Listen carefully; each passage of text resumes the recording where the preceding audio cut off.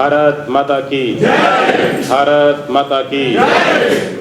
आज सभी को गणतंत्र दिवस 77 मैं सभी को अभिनंदन करता हूं। हमारा गणतंत्र 26 नवंबर 1949 बन करके तैयार हुआ और 26 जनवरी 1950 यानी 1950 को देश के अंदर लागू किया गया। आज हम सभी एक स्वतंत्रता की और अपने लोकतंत्र की एक लंबी यात्रा पूरी कर चुके हैं। ये यात्रा साधारण नहीं है। कितनी लड़ाई के बाद, कितने संघर्षों के बाद, कितने बलिदानों के बाद और कितने वर्षों के बाद प्रतीक्षा करते करते अब हमारा भारत स्वतंत्र भी हुआ और उसका स्वयं का तंत्र भी विकसित हुआ।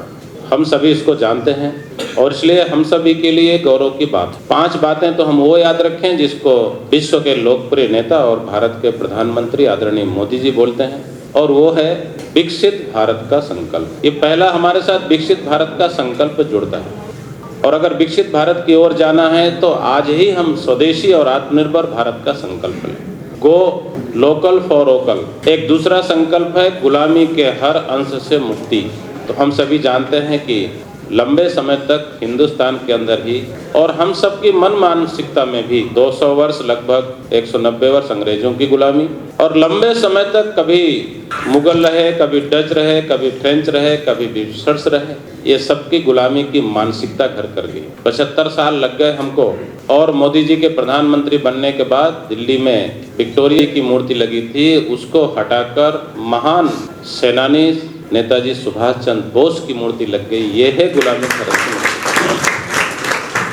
मैं तेलंगाना में देखता हूं कि अधिकाधिक जिले का नाम आदिलाबाद, निजामाबाद, महबूबनगर, हैदराबाद, करीमनगर, और कांग्रेस ने भी क्या किया कि हैदराबाद से चलो तो राजीव गांधी एयरपोर्ट और दिल्ली में उतरो तो इंदिरा गांधी एयरपोर्ट। आप मोदी जी के पीएम बनने के बाद देखा होगा कि कहीं पर नेताजी सुभाष चंद्र बोस के नाम से एयरपोर्ट बना तो कहीं महाराणा प्रताप के नाम से एयरपोर्ट बना। कुल मिलाकर के हम इन बातों को समझ सकते, इसलिए अपने मन से गुलामी के हर अंश को निकालना दूसरा संकल्प। तीसरा संकल्प है विकसित अपनी विरासत पर गर्व। हमारे कुंभ है, हमारे मेले है, हमारे पूर्वज है, हमारे ऋषि मुनि हैं, हमने सब कुछ दुनिया को दिया है। अपनी विरासत पर गर्व करना। हमारी माँ है, वो कैसी भी हो। हमारी माँ वृद्ध हो जाए तो उसको माँ नहीं मानते क्या? उसको उतना ही मानते हैं। इसलिए अपने तीज त्योहार, महापुरुष, क्रांतिकारी सभी के बारे में गर्व करना, अपने भारत के बारे में गर्व करना, भारत की परंपराओं के बारे में गर्व करना।